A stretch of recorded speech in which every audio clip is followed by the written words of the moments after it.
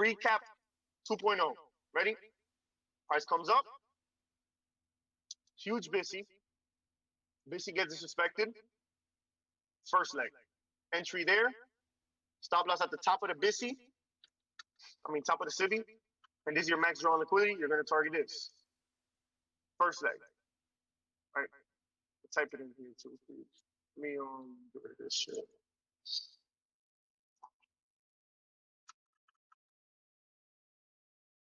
Oh, what the fuck did I just do, bro?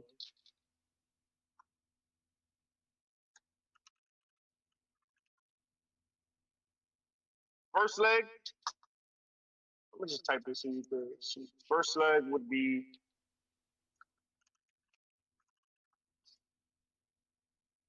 first leg, first move, right?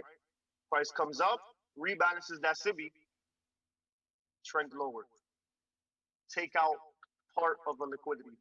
We take out, let's say, this part of the liquidity, or my max liquidity is down here. This right here will be considered what? Second leg.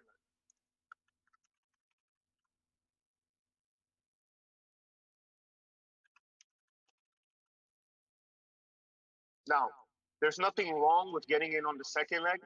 It's just keep in mind, price could start to bullshit, right?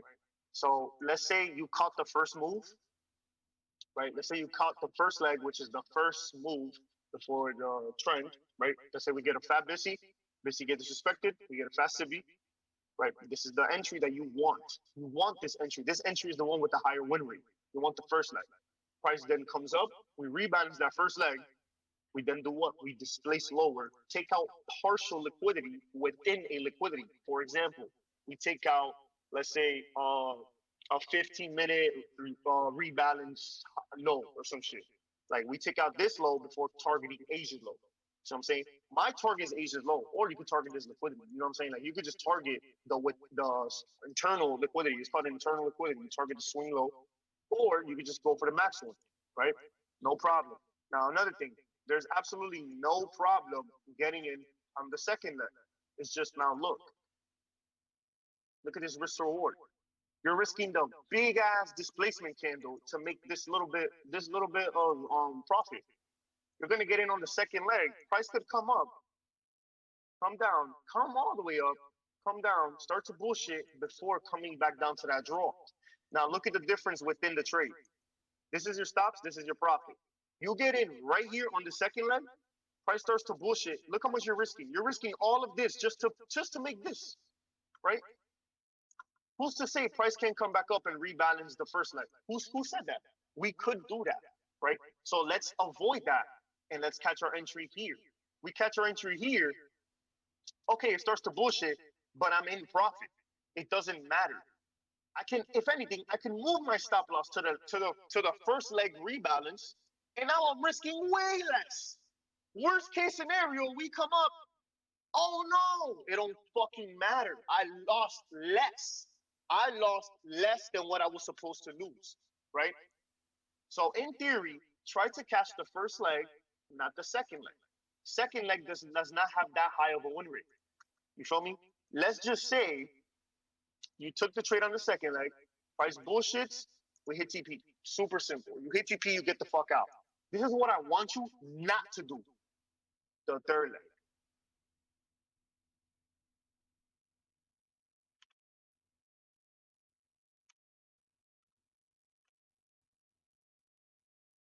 This is called FOMO. You got scared. You got scared. You didn't want to catch the first move because you didn't know what was going to happen, allegedly. You didn't want to catch the second move because you was too scared because the stop loss was too big and the liquidity was right there. But you decided to get in after you have all of this quote-unquote confirmation. That's not valid. Why? Price already took out liquidity. Price could easily reverse. Now this price is going to reverse and instantly stop you out. This has like a fucking like 10 to 20% win rate. You get in down here, you're targeting, let's say you're going to target, let's say we have a random low right here you want to target. Don't do it. It's not worth it.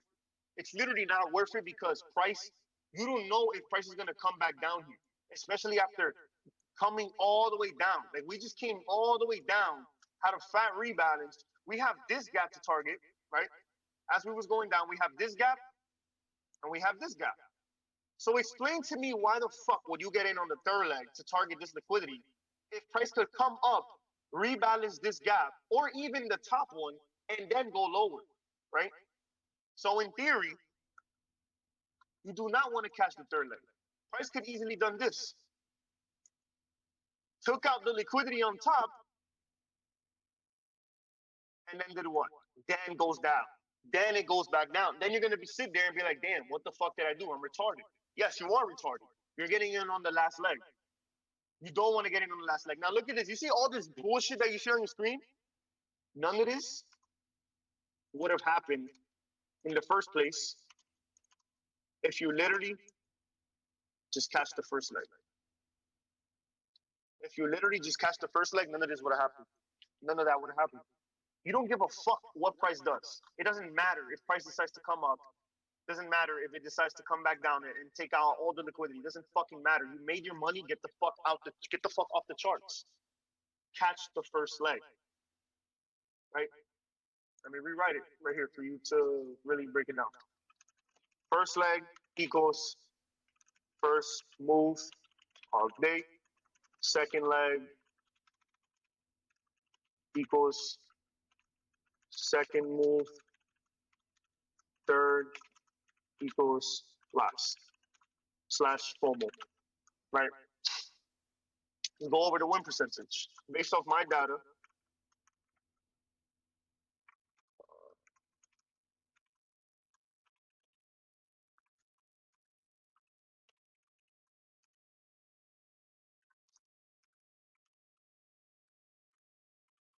hey, what the hell?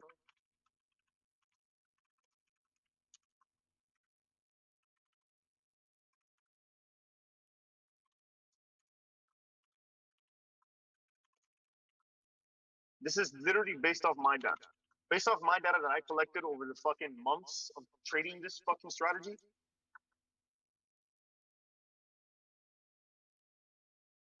Dude, holy shit.